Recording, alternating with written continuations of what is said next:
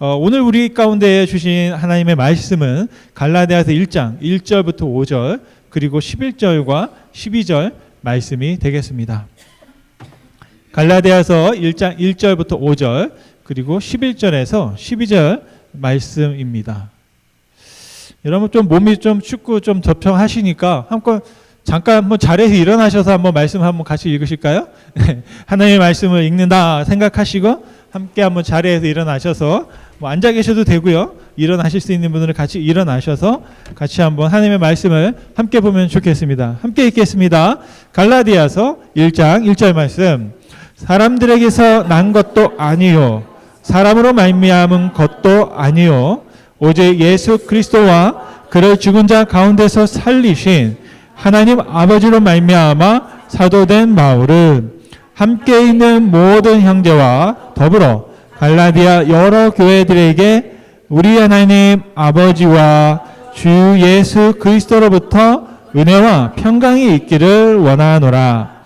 그리스도께서 하나님 곧 우리 아버지의 뜻을 따라 이 악한 세대에서 우리를 건지시려고 우리 죄를 대속하기 위하여 자기 몸을 주셨으니 영광이 그에게 세세토록 있을지어다.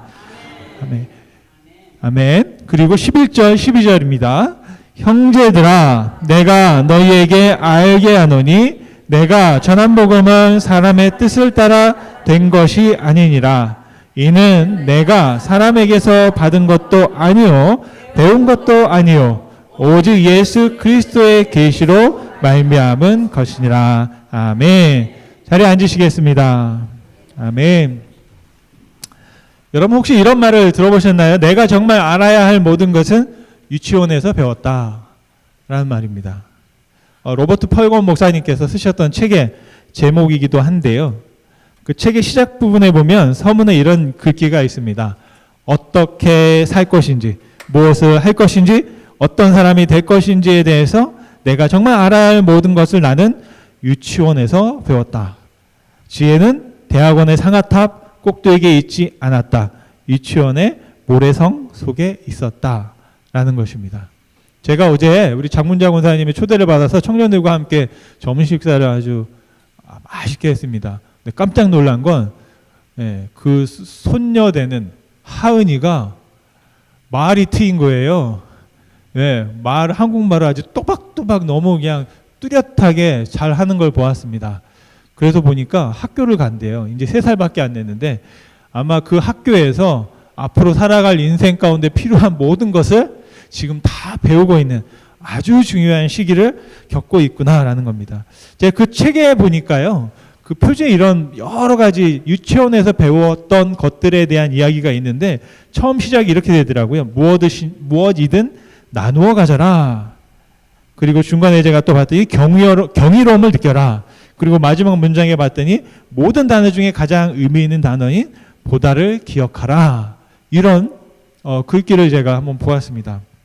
거기에서 제가 마음에 딱 부딪혔던 건 뭐냐면 나누는 것에 관한 것이었어요. 아, 맞아. 나누는 것. 어릴 때 우리가 항상 배웠던 것이 친구와 나누라는 거죠. 장난감도 같이 놀아. 먹는 것도 같이. 그런데 어느 순간 어른이 되고 나서 자꾸 그걸 까먹는 것 같아요. 나누는 것보다는 어떻게 지켜, 어떻게 빼앗기지 마, 어떻게든 더 크게 만들어. 이런 어떤 세상의 속삭임에 우리가 조금 현혹되지 않았나라는 생각을 하게 됩니다. 그러면서 그렇구나. 내가 유치원에서 그런 걸 배웠었지. 여러분 유치원 다니셨어요? 근데 문제가 있어요. 유치원을 대부분 안 다니셨어요, 보면. 저도 못 다녔거든요. 이제 1학년 때부터. 그래서 말을 좀 바꿔서, 초등학교, 국민학교에서 배웠다라고 생각하면 좋을 것 같습니다. 근데 신앙도 마찬가지더라고요. 뭐냐면, 신앙생활에 필요한 것들은 어디서 배웠을까? 대부분 주일학교에서 배웠더라고요. 그래서 제가 딱 생각을 했더니, 주일학교에서 배웠던 노래가 있어요. 세리는 나를 보고 있는 거지? 보고 있는데, 분명히 나를 보고 있는데, 보고 있지 않은 것 같은 그런 눈동자예요. 왜 그럴까요? 보고는 눈은 분명히 뜨고 있는데 저랑 눈을 마주쳤는데 저를 못 알아봐요. 뭔가 이유가 있겠죠.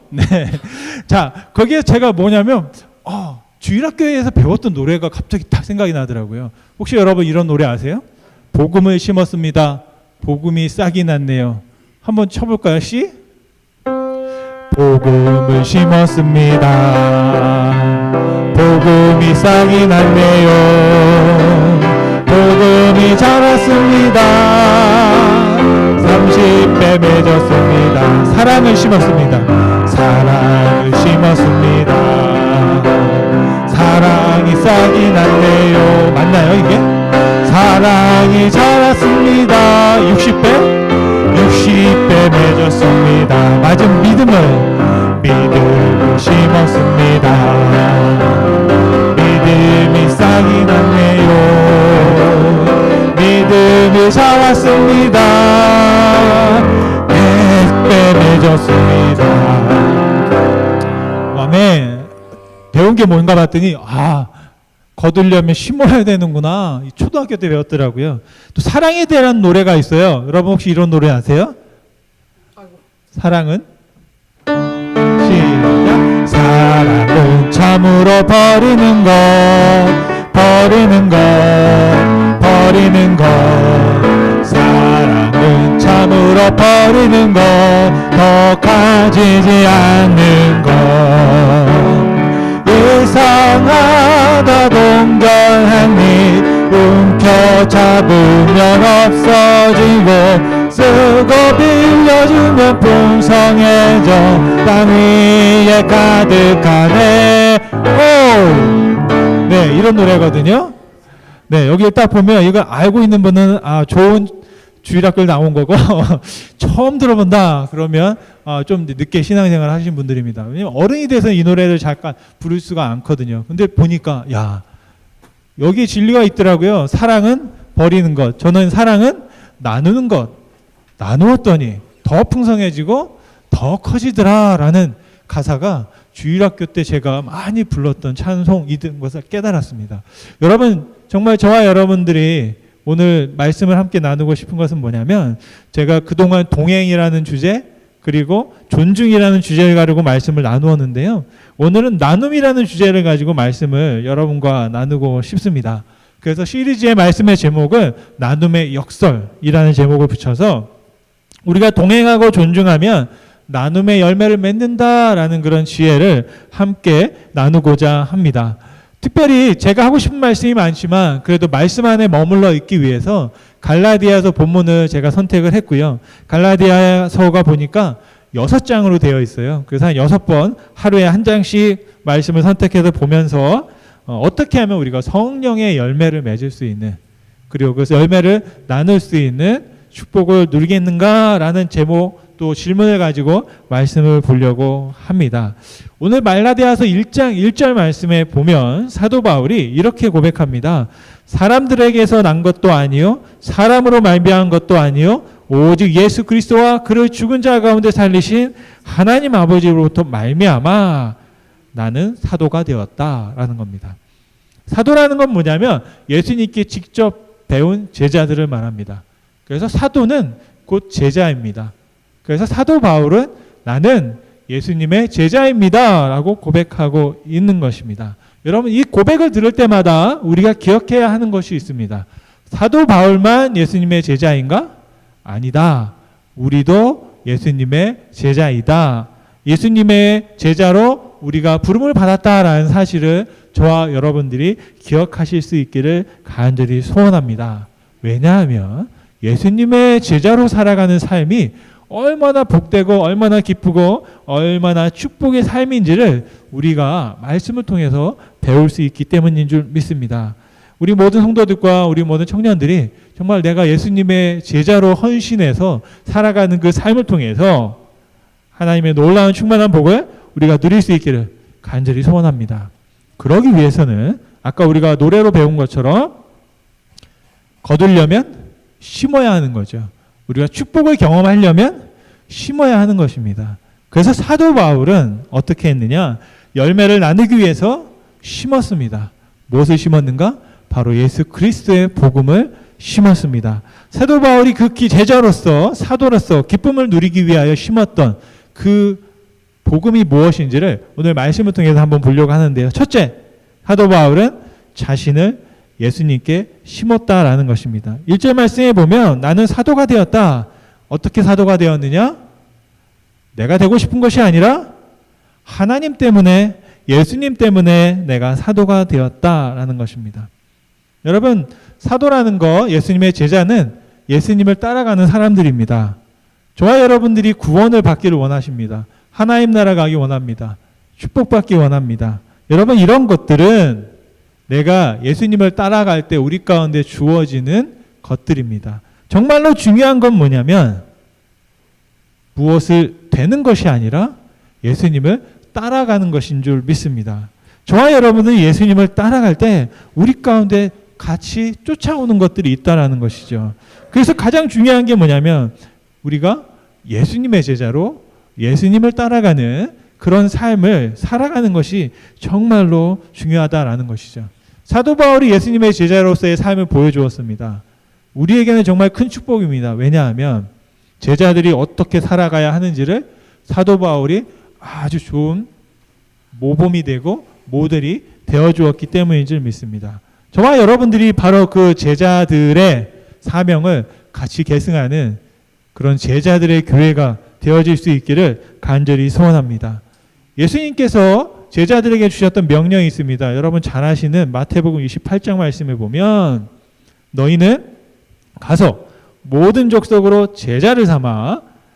여기에 보면 두 가지 동사가 나오죠. 첫째는 가라는 겁니다.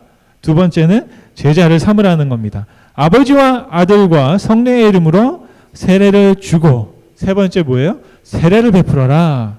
내가 너에게 분부한 모든 것을 가르쳐라. 네 번째, 다섯 번째는 지키게 하라. 그리고 마지막 볼지어다. 이건 강조하는 거죠. 마지막에는 뭐라고 하시냐면 약속을 주십니다. 내가 너희와 항상 함께 있을 것이다 말씀하셨습니다. 특별히 나사렛 교회의 사명 스테이먼, 미션 스테이먼은 뭐냐면 열방에서 그리스도 닮은 제자를 삼는 것입니다. 열방에서 예수님을 닮은 제자를 삼는 것. 그것이 우리 나사렛 교회의 큰 사명인데요. 바로 우리들의 사명이기도 한 것이죠. 바로 그 일을 위해서 사도 바울이 어떻게 했다고요? 심었다라는 겁니다. 믿었다라는 것입니다. 삶을 살았다라는 것입니다.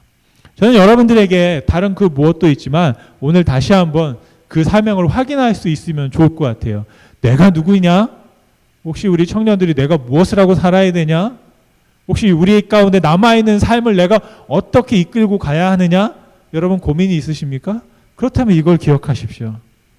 하나님이 나를, 예수님이 나를 당신의 제자로 부르셨다라는 사실입니다. 내가 잘 모르겠으면 배운 게 있습니다. 확실한 걸 하면 됩니다. 하나부터 열까지를 다 모르지만 그 중에 내가 하나를 정말로 분명하게 안다 그러면 그걸 붙잡고 나아가면 되는 겁니다. 그게 뭡니까? 바로 오늘 말씀 가운데 여러분들 사도 바울이 나는 제자가 되었습니다 라고 말하는 것처럼 저와 여러분들이 예수님 때문에 예수님의 제자입니다 라는 사실을 깨닫고 하나님 저도 예수님의 제자로 이 땅 가운데 심겨지겠습니다 라는 그런 고백과 결심을 가지고 살아갈 수 있는 우리가 되기를 간절히 소원합니다. 여러분 그럴 때 어떻게 된다고요? 심어야만 거둘 수 있다라는 것이죠. 두 번째 사도 바울은 무엇을 심었느냐? 이웃에게 그리스도를 심었다라는 겁니다. 이게 아주 중요한 게 뭐냐면 첫 번째 사도 바울은 어디에 심었다고요? 그리스도에게 심었어요. 그러면 그리스도에 심었으면 무엇이 날까요? 사도 바울이 나와야 되잖아요.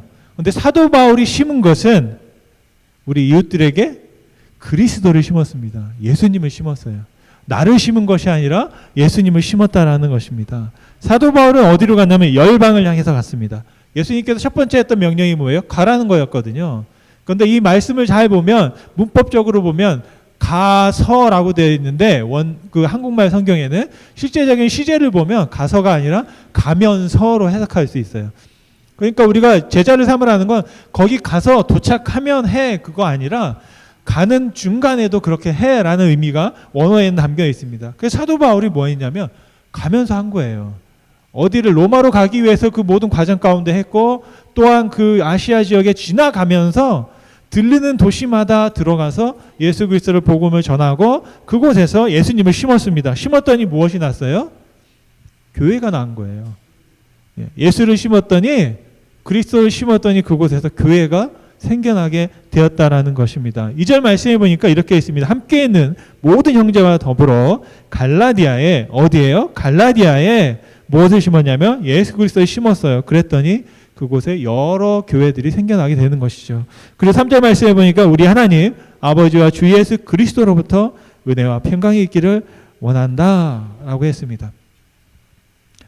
우리들은, 저도 그렇지만 많은 유혹이 있습니다. 뭔가를 할 때 나를 드러내고 싶어 하거든요. 저를 드러내고 싶어 하거든요. 인정받고 싶어 하거든요. 저는 그런 게 없는 줄 알았어요. 근데 제가 몇 년 전에 어떤 분이 우리 송 목사는 칭찬받는 걸 좋아하는구나 그러더라고요. 그래서 알고 보니까 진짜 좋아하더라고요. 예, 저는 늘 겸손을 말하고 맨날 겸손을 설교하고 사람의 인정보다는 하나님의 뭐 이런 걸 바라고 있었는데 갑자기 그분이 그 말을 하는데 쿵 하는 거예요, 마음속에. 알고 보니까 정말 제가 좋아하더라고요. 여러분, 제가 좋아하니까 많이 해주시기 바랍니다. 예, 좋아하니까 에이 안 해줘야지 라고 하지 마시고 좋아하니까 더 많이 해주시기 바랍니다. 예, 어떻게 해요? 질려서 이제는 그만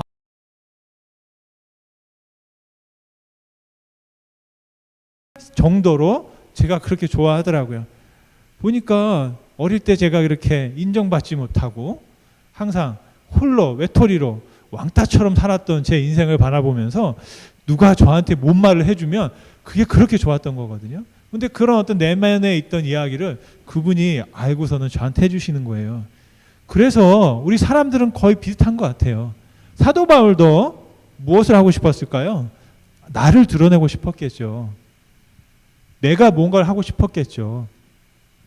우리가 병을 고치고 어떤 은사를 가질 때 굉장히 조심스러운 게 뭐냐면 그 은사를 통해서 내가 드러나게 되는, 어쩔 수 없이 사람이, 눈에 보이는 사람이 드러나게 되거든요. 어떤 분이 신유의 은사가 있어서 막 어떤 사람이 병을 고치고, 지혜의 은사가 있어서 어떤 문제들을 막 해결해 주고, 또 위로하고 어떤 섬김의 은사가 있어서 그것을 통해 사람들을 막 다시 새롭게 살리는 그런 역사가 일어날 때 사람들은 어떻게 될까요? 그 사람을 자꾸 찾아가게 되잖아요. 한 번 여러분 아프면 고침받으면 또 한 번 찾아가고 싶고 또 찾아가고 싶고 또 찾아가고 싶고 그렇게 되는 겁니다. 그리고 그런 이야기들을 자꾸 듣다 보면 강단에서 정말 어떤 분들은, 죄송하지만 저조차도 만약에 목사로서 그런 일들을 할 때에는 말을 잘 들어보면 내가 한 거 아닌데 내가 한 것처럼 느껴지게 하는 그런 은사가 있으세요. 그래서 내가 하는 것처럼, 말의 끝에는 분명히 예수님께서 하셨다, 예수의 이름으로 했는데 예수님이 누구를 사용했다? 나를 사용했다. 그러니까 나를 찾아와라, 이제 이렇게 되는 거거든요. 그런데 사도 바울이 말하는 것들을 바라보면 뭐라고 얘기하냐면, 나는 어떻게 해요? 무슨 은혜와 평강을 전합니까? 예수 그리스도로부터, 하나님 아버지로부터, 주 예수 그리스도부터 자기가 은혜 평강을 받은 것을 여러분들에게 나누어 준다라는 말씀을 오늘 말씀에서 하고 있는 것을 볼 수 있습니다. 그래서 사도 바울이 전하는 것이 뭔지를 잘 보셔야 돼요. 3절 말씀에 보면 바울은 하나님이 우리 아버지이십니다 라고 전하고 계시거든요. 이게 바로 심는 거예요. 내가 너의 아버지가 아니라 하나님이 너희의 아버지다, 하나님이 여러분의 아버지다 라는 사실을 강조하고 있는 겁니다. 두 번째로 뭐라고 말합니까? 주라고 말하잖아요. 예수님을 주인이라고 말합니다. 예수님이 우리의 주인이다 라고 전하고 계신 거예요. 예수님의 종이다? 사도 바울은 그 고백을 통해서 뭐라고 얘기하냐면 나의 모든 권리는 다 포기되었다 라는 말입니다. 내가 그 누군가를 당신이 나의 주인입니다 라고 할 때에는 뭐예요? 나는 권리가 없습니다, 나의 모든 권리는 당신에게 있습니다 라는 거거든요. 사도 바울이 그렇게 바로 고백하고 있는 겁니다. 예수님께 자신의 모든 권한을 다 드린 거예요. 그리고 마지막으로 뭐냐면 예수님을 무엇이라고 고백합니까? 그리스도라고 고백합니다. 여러분, 이게 굉장히 중요합니다. 오늘 말씀은 제가 여러 가지 말들을 해야 돼요. 왜냐하면 12시는 채워야죠. 12시 전에 끝나면 이게 좀 섭섭하잖아요. 그죠? 괜히 아쉽잖아요. 12시까지는 해야 돼요. 그러니까 제가 말씀을 하는데 그 나머지 말씀은 다 까먹어도 되는데 이걸 한번 기억하셨으면 좋겠어요. 뭐냐? 예수님이 그리스도다라는 거예요. 네, 여러분, 이게 진짜 중요한 거거든요. 세상에는 예수님을 모르는 사람이 거의 없습니다. 제가 알고 있는 사람들은 다 예수님에 대해서 들어봤고 예수님이 누구신지에 대해서 알고 있는 분들이 어떤 면에서는 저보다 더 잘 알고 있는 분들도 계세요. 만약에 다른 나라에 있고 다른 어떤 문화권에 있는 분들은 모르지만 제가 알고 있는 미국 안에 또 제가 관계하고 있는 모든 사람들을 바라보면 대부분 다 예수님에 대해서 들어봤어요. 또 알고 계세요. 그런데 중요한 건 예수님을 아는 것과 근데 예수님을 어떻게 알고 있는 것 이게 굉장히 중요하거든요. 그냥 예수님을 예수로 알고 있다. 알고 있어요. 근데 이것은 아무런 의미가 없거든요. 정말 중요한 것은 예수님이 나의 구주시다. 나의 구원자시다. 그리스도가 뭐냐면 구원자라는 뜻이거든요. 메시아라는 뜻이에요. 그런데 기름 부은 자 메시아, 하나님께서 선택한 유일한 우리를 구원하실 수 있는 유일한 분이라는 것이 바로 이 그리스도에 담겨져 있거든요. 중요한 것은 뭐냐면 예수님을 알지만 오늘 이 시간에 이 자리에게는 여러분들은 예수님을 다 아시잖아요. 그런데 그것에서 그치는 것이 아니라 예수님이 나의 구주가 되심을 알고 믿는 우리가 되기를 간절히 축원드립니다. 네. 예수님을 그냥 좋으신 분, 좋은 말씀 했던 분, 심령이 가난한 자는 복이 있나니 정말 기가 막힌 말씀을 주셨던 분으로 끝나는 것이 아니라 정말 나의 구주이십니다. 나의 그리스도이십니다. 라는 고백을 저와 여러분들이 마음으로 믿고 여러분 유지하고 살아가실 수 있는 우리가 되기를 간절히 소원합니다. 여러분 바울은요. 그리스도에 되시는 예수님께서 우리에게 하셨던 일을 4절과 5절에 기록하고 있습니다. 여러분 한번 같이 한번 읽어볼까요? 4절과 5절의 말씀입니다. 같이 한번 읽겠습니다.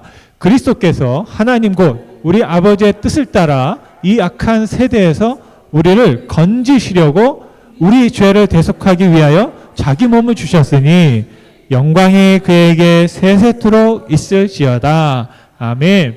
누구에게 영광을 돌리고 있나요? 예수님께 영광을 돌리고 있습니다. 우리가 제자들은 누구의 영광을 위해서? 예수님의 영광을 위해 살아가는 줄 믿습니다. 왜 예수님께서 영광을 받으셔야 합니까? 예수님께서 4절의 말씀을 하셨기 때문입니다. 첫째, 예수님 그리스도는 무엇을 하셨습니까? 하나님 아버지의 뜻을 따라서 사셨습니다. 그리고 두 번째, 예수님은 악한 세대에서 우리를 건져주셨습니다. 그리고 세 번째, 그리스도이신 예수님은 우리의 죄를 다시 말하면 대신하셨다라는 거예요. 그런데 여기에 중요한 단어가 있습니다. 그 마지막 단어예요. 그것을 위하여 어떻게 하셨다고요? 자기 몸을 주셨다는 겁니다. 그렇게 하기 위하여 자기가 알고 있는 지식을 우리에게 전했다. 그렇게 하기 위하여 예수님은 좋은 말씀으로 우리를 가르치셨다. 예수님은 그렇게 하기 위하여 우리에게 능력을 행하셨다. 여러분 이렇게 기록되어 있지 않잖아요. 무엇을 하셨다고요? 자기 몸을 주셨다는 겁니다. 몸이 뭘까요? 몸이요. 몸. 진짜 몸이요. 예수님은 이 땅 가운데 오신 이유가 뭐라고요? 몸을 입어서 그 몸을 누구에게? 여러분 한 분 한 분에게 주시려고 하셨다는 거예요. 여러분 이 말씀을 들으면서 어떤 생각이 드세요? 저는 예수님 믿으면 안 되겠다는 생각을 했어요. 왜요? 약간 예수님을 믿고 예수님을 닮으려면 나도 내 몸을 누군가에게 줘야 되는 거야? 여러분 이렇게 지금 정말 시리어스하고 아주 심각한 말씀이에요. 제가 군대 갔는데 저희 선임 하사님이 그런 말씀을 하시는 거예요. 군대 얘기하면 안 되는데 싫어하는데 군대 갔더니 그 하사님이 저를 교회를 데려가요. 근데 자기는 안 가요. 저를 교회만 데려다 주고 자기는 교회 예배드리는 시간 밖에 있다가 또 저를 다시 데려왔는데요. 참 신기한 거예요. 그러면 물어봤어요. 왜 교회 왔으면 같이 가지 안 가냐 그랬더니 자기는 교회가 무서워서 못 간대. 왜 그래? 성경 말씀에 보니까 거룩한 산제사를 드려라 그랬대요. 살아있는 걸 드리라고. 나는 재물 되기 싫다고. 나는 그래서 교회를 못 가겠다고. 저는 그 말을 듣고 너무 막 감동이 됐던 거예요. 야, 이 말씀을 이렇게 순진하게 또 정말 시리어스하게 진지하게 생각하는구나. 그런데 끝까지 안 가더라고요. 그런데 저만 꼭 교회를 데려갔었어요. 그래서 아무튼 감사했는데 여러분 말씀을 보면 정말 그런 거예요. 우리가 여러분 말씀을 하나하나 잘 보면 심각한 말씀이 많아요. 우리가 예수님을 본받아야 된다고 그랬잖아요. 예수님께서 어떻게 하셨다고요? 말만 한 게 아니에요. 그냥 이렇게 하면 돼 라고 가르쳐 준 게 아니에요. 뒤에서 이렇게 훈수든 게 아니라 자기가 직접 뛰어들었어요. 그리고 자신의 몸을, 자신의 생명을 우리를 위해서 대신하셨다라는 겁니다. 여러분 사도 바울은 어떻게 했습니까? 사도 바울이 나는 제자입니다. 말만 한 게 아니에요. 자신의 몸을 자신의 또 제자들을 위해서 다 던지고 준 줄 믿습니다. 여러분 우리가 부모로서 자녀들에게 그렇게 하는 것처럼 우리가 하나님을 위해서 하나님의 제자라면 한번 이 말씀을 진지하게 한번 묵상해 볼 필요가 있습니다. 예수님께서 자신의 몸을 주셨다. 성육신하셨다. 정말 우리가 우리의 몸을 어떻게 나눌 것인가. 그래서 정말 예수님께서 자신의 몸을 심은 것처럼 사도 바울이 심은 것처럼 우리가 복음을 심는다는 것, 예수님을 심는다는 게 뭐냐면 내가 예수 그리스도가 되어서 심겨지는 걸 말하고 있는 거거든요. 여러분 바로 그런 몸을 예수님의 그 심겨짐을 우리가 본받아서 한번 진지하게 생각해보고 기도할 수 있는 저와 여러분이 되기를 간절히 소원합니다. 사도 바울은 세 번째로 예수님께 복음을 심었습니다. 예수님께 복음, 배운 복음. 왜 이 말씀을 강조하냐면 갈라디아 교회에 문제가 있었어요. 사도 바울이 떠나고 나서 그 교회 가운데 문제가 생겼습니다. 뭐냐면 사도 바울이 가르치지 않았던, 그리고 원래 유대인들이었기 때문에 유대인들이 가지고 있던 그 생각 속에서 다시 복음을 재해석한 거예요. 쉽게 말하면 율법을 더 강조하게 된 겁니다. 그러면서 사도 바울이 안타까워서 하는 말이 뭐냐면 6절 말씀에 이렇게 말하고 있습니다.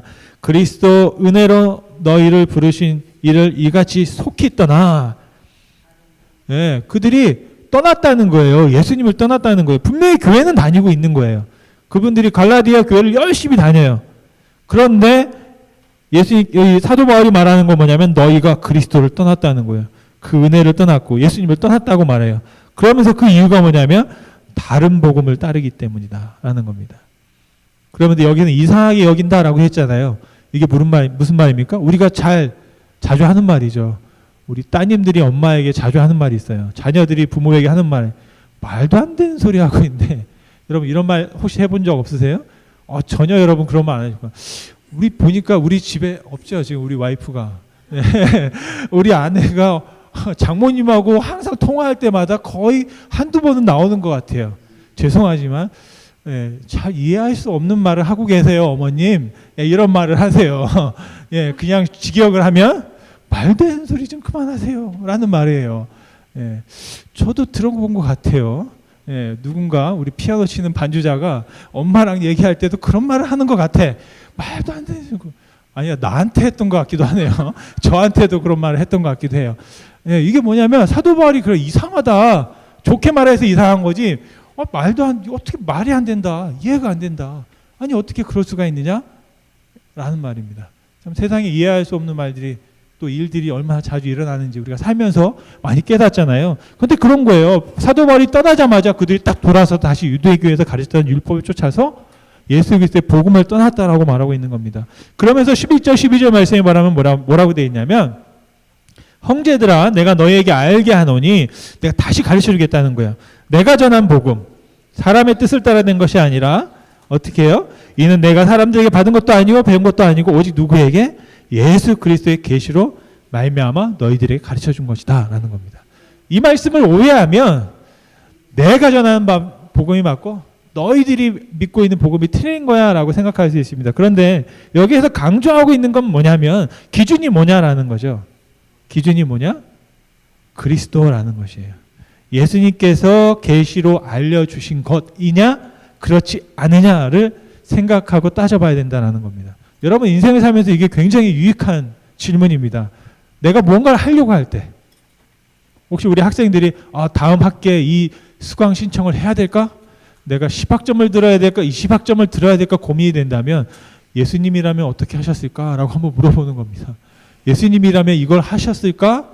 예수님이라면 제가 어제 엿듣는 걸 제가 좋아하거든요. 근데 청년들이 잠깐 하는 얘기 중에 그런 수업이 있대요. 무슨 와인 테스팅하는 수업도 있다고 들어본 것 같아요. 뭐 1학점인 그런데 야, 그러고 나도 한번 들어볼까? 예? 보니까 들어가서 수강 신청하면 크레딧 없이 가는 건데 그럴 때마다 생각을 해보는 거예요. 잠깐, 예수님이라면 들으셨을까? 아멘. 당연히 들으셨죠. 왜냐하면 예수님은 와인을 좋아하셨기 때문에. 성경에 보면 예수님이 잔치에 가서 많이 드셨어요. 심지어는 어떻게 하셨어요? 물을 포도주로 바뀌는 일까지 기적을 행하셨던 분이 우리 예수님이세요. 여러분 얼마나 예수님이 좋으세요. 그런데 안타까운 게 있어요. 분명히 성경에 예수님께서 그렇게 사셨는데 우리 나사렛 교회에서는 알코올을 먹지 마라. 그게 신도들의 성대 강령 가운데 있어요. 제가 어디 있는데 찾아서 알려드리진 않을게요. 그런데 그런 게 있어요. 그래서 음주에 대해서 권하지 않는, 그리고 금하는 그런 조항들이 있습니다. 근데 바로 그런 부분들이 있던 거예요. 그러니까 이런 것들을 제가 돌아보면서 뭐냐면 중요한 건 무엇을 기준으로 하느냐? 예수 그리스도를 기준으로 하는 겁니다. 그런데 이 세상 가운데 예수님을 기준으로 하면서도 또 막 싸우는 일들이 많이 벌어집니다. 어떻게 할지 모르는 거죠. 그래서 예수님께서 마지막에 어떻게 하셨습니까? 말씀해 보니까 예수님은 우리 심는다고 그랬잖아요. 심을 때 그리스도를 기준으로 하는 것도 율법이 될 수 있어요. 결론적으로 예수님께서 하신 것이 무엇인가를 제가 바라보면 사랑으로 심으셨다라는 겁니다. 사랑으로 심으셨다라는 거예요. 제가 여러분 말씀을 시작하면 이런 말씀을 드렸습니다. 예수님의 제자라고 했습니다. 우리가 혹시 아직도 나는 예수님의 제자인가 제자가 아닌가 여러분 갈등하는 분이 있을지도 모르겠습니다. 제자라면 혹시 뭐 저처럼 뭐 신학교를 다녀야 되고 뭘 해야 되고 뭘 해야 되는 뭐 그런 분이 제자다. 아니면 교회에서 어떤 양육 프로그램을 막 이수해서 수료해야 제자다라고 우리가 오해하는데요. 그렇지 않거든요. 예수님을 따라가는 모든 사람들이 다 제자입니다. 왜요? 저만 따라가는 게 억울해서, 저만 목사로 살아가는 게 억울해서 말씀드리는 것이 아니라 너무나 좋은 것이기 때문에 정말 그것이 예수님의 진정한 가르침이기 때문에 제가 여러분들에게 나누고 있다는 사실을 오해하지 마시기를 다시 한번 부탁드립니다. 여러분 예수님의 제자로 살아가는 것을 우리가 어떻게 알 수 있느냐? 요한복음 13장 35절 말씀 이렇게 기록합니다. 너희가 서로 사랑하면 이로써 모든 사람이 너희가 내 제자인 줄을 안다라는 겁니다. 사랑하면 여러분 심을 수밖에 없고 사랑하면 그 심겨짐을 통해서 거두는 은혜가 우리가 경험하게 될 줄로 믿습니다. 저와 여러분들이 예수님을 믿고 따르고 있는지를 알 수 있는 척도가 어디에 있느냐? 사랑하느냐? 사랑하려고 하느냐? 사랑을 우리가 추구하느냐를 바라보면 되겠다라는 것입니다. 여러분 우리가 예수님을 살아가면서 사랑하면서 또 예수님을 섬기면서 믿으면서 다시 한번 우리가 결심할 수 있으면 좋겠습니다. 정말 주님, 내가 예수님께서 어떻게 심으셨어요? 자신의 몸을 심으셨잖아요. 그리고 사도 바울이 어떻게 심었습니까? 예수 그리스도를 심으셨습니다. 그리고 자신의 몸을 심으셨어요. 바로 그런 것처럼 이제는 우리의 차례다. 우리도 심겨져야 되겠다. 심겨져야만 열매를 볼 수 있다라는 겁니다. 여러분 아까도 제가 잠깐 기도 인도하면서 너무나 감동이 돼가지고 예배 전에 자꾸 그런 거 하면 안 되는데 저를 울리면 안 되는데 간증을 제가 듣고 우리 자매가 간증을 하는 거예요. 자기가 울었대요. 지난주에. 왜 울었어요? 그랬더니 어떤 남자가 널 울렸냐? 그랬더니 남자는 없고 다행이다.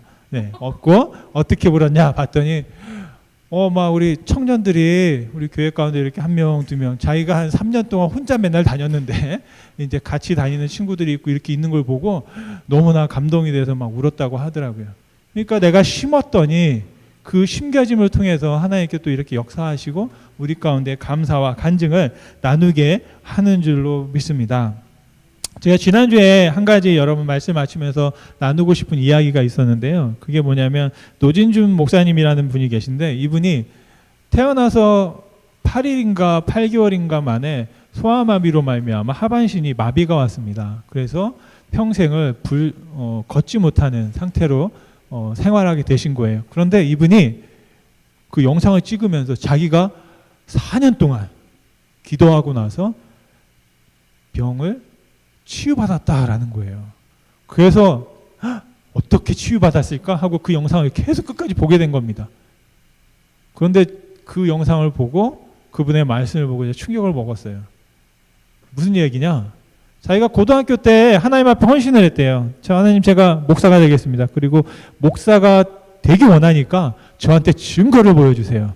제 병을 치유해 주세요. 다시 걸을 수 있게 해주세요라고 기도했답니다. 그래서 모든 신유 집회 때마다 찾아갔는데 어느 날 그 미국 목사님들이 하는 집회에 가서 앞에 가서 이제 기도를 받았답니다. 그런데 5분의 목사님이 있는데 그 중에 한 목사님이 자기를 보고 기도를 하는 거예요. 안수 기도를 하는데 대부분 보면 한 몇 초 하고 마는데 막 한 5분 동안 막 땀을 뻘뻘 흘리면서 기도를 해주시더래요. 그때 막 마음이 막 감동이 됐어요. 그리고 나서 하나님의 말씀을 듣는데 그 찬물을 확 견진 거예요. 확 시험이 들었대요. 내 안에 그렇게 큰 분노가 있는지 몰랐대요. 뭐냐면 기도를 받고 막 마음이 뜨뜻하면 나아야 되는데 낫지 않았어요. 그리고서 그 설교하시는 목사님이 말씀을 하는데 뭐냐면 믿음으로 구하면 다 치유받는다라고 설교를 한 거예요. 근데 이 목사님, 노 목사님이 들으면서 막 마음에 화가 나는 거예요. 나는 그럼 뭐 한 거야? 나는 믿음이 없다는 거야? 막 생각이 드는 거죠. 그 기도, 설교가 끝나고 말씀이 끝나고 그 목사님이 찾아갔어요. 그리고 물어본 거예요. 목사님, 정말 믿음으로 구하면 병이 낫습니까? 그랬더니 목사님이 뭐 끓여야 되는데 아무런 망설임도 없이 그렇습니다. 병이 낫습니다. 그러는 거예요. 그러니까 이제 이 농목사님도 생각한 거죠. 아니, 성경에 보면 그렇지 않은 경우가 있거든요. 대표적인 게 누군지 아세요, 여러분? 사도 바울입니다. 사도 바울에게 지병이 있었어요. 많은 분들이 간질이 있었다고 얘기해요. 그래서 갑자기 쓰러져서 경기하고 쓰러지는 그런 병이 있었다라고 얘기하는데 말씀에 보면 사도 바울이 기도했겠죠. 그죠? 말씀에 보면 3번이나 기도했다고 되어 있습니다. 간절하게 기도하고 제가 보기엔 매일 기도했을 것 같아요. 그 병이 발병한 이후에. 근데 결론은 어떻게 됐냐면 그 병에 치유받지 못한 거예요. 그 말을 이 노 목사님이 그 목사님께 하고 싶었대요. 그랬더니 이 설교했던 목사님이 오히려 먼저 얘기하더래요. 혹시 사도 바울이 병이 있었던 걸 아느냐? 그랬더니 압니다. 그러면 사도 바울이 병이 치유받은 걸 아느냐? 그러더래요. 그래서 노 목사님이 무슨 말이냐? 성경에는 치유받은 적이 없다. 그러면서 하는 말이 뭐냐면 아니다. 치유받았다라는 거예요. 그 설교하시는 목사님이. 그러면서 그 말씀을 설명해 주시는 겁니다. 뭐라고 얘기하냐면 사도 바울이 하나님께 기도를 했을까 안 했을까? 그랬더니 당연히 기도했습니다. 성경에 보니까 3번이나 기도했다고 되어 있습니다. 그러면 그 기도의 응답을 받았느냐? 고침을 받았느냐? 물어봤더니 아니다. 그랬더니 목사님이 하는 말은 아니다. 받았다라고 하는 거예요. 고린도서 12장 19절 말씀에 보면 이런 말씀이 나옵니다. 12장 7절부터 이제 말씀이 있는데요. 7절, 8절, 9절 말씀인데 8절 말씀에 보면 이렇게 기록되어 있습니다. 이것이 내게서 떠나가기 위하여 자기의 병을 위해 기도한 겁니다. 내가 3번이나 주께 간구하였더니 그랬더니 9절 말씀에 뭐라고 되어 있냐면 나에게 이르시기를 하나님께서 예수님께서 하신 말씀이에요. 내 은혜가 내게 족하다. 이는 내 능력이 약한 데서 온전하여짐이라 하신지라 그러므로 도리어 크게 기뻐함으로 나의 여러 약한 것들을 대하여 자랑하리니 이는 그리스도의 능력이 내게 머물게 하려 함이라 말씀하셨다라는 겁니다. 이 말씀을 하시면서 말하는 게 뭐냐면 그러면 이 말씀 한 후에 사도 바울이 또 기도했을까? 그렇게 물으시더래요. 그러면서 이 노 목사님이 깨달은 게 이제는 기도하지 않았을 것 같다라는 거예요. 그러면서 이 설교하셨던 목사님이 커봐라 치유받은 거다라고 말씀하시대요. 그래서 이 노 목사님이 간증하는 게 뭐냐면 그 말을 듣고 자신도 치유받았다라고 합니다. 그분은 여전히 걷지 못하세요. 그런데 자신은 걷지 못하는 것이 자기에게 더 이상 병이 아니다라고 하는 거예요. 나는 이것을 위해서 기도하지 않고 나는 이것이 병이라고 더 이상 생각하지 않는다라는 겁니다. 그러면서 나는 이제 이 기도에서 치유를 받았다라고 고백하고 있던 것을 영상을 통해서 제가 보게 되었습니다. 사도 바울도 같은 이야기를 하는 겁니다. 기도했는데 되어지지 않는 거예요. 그런데 뭐라고 얘기합니까? 내게 은혜가 나는 족하다. 하나님께서 저에게 많은 비밀과 또 많은 지혜를 주셨기 때문에 그것으로 저는 기뻐합니다. 충분합니다. 라고 말씀하고 있습니다. 지난주에 저희 이제 아내가 뭐 항암 치료를 받고 또 이제 그런 어떤 과정들이 좀 있었거든요. 그러면서 어떻게 하다가 이제 그 결과가 나오고 이제 모든 게 이제 그 결과가 나오고 이제 뭐 1년 후에 이제 다시 항암이 아닌 다시 이제 검사를 하면 되겠다. 지금 뭐 특별한 이상이 없다라는 그런 결과를 받았습니다. 근데 제가 그 결과를 들었을 때는 아멘 그냥 그랬어요.